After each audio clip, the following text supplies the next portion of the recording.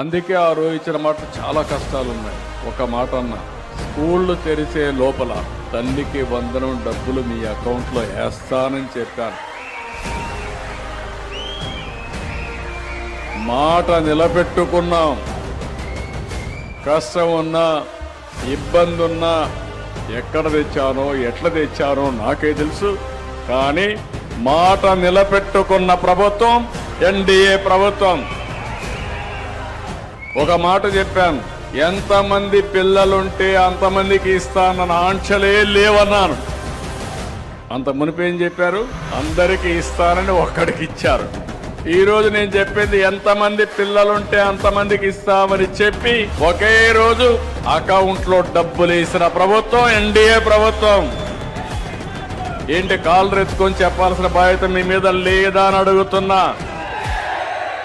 ధైర్యంగా ప్రజల దగ్గరికి పోయే అధికారం మనకు లేదా అని అడుగుతున్నా మిమ్మల్ని.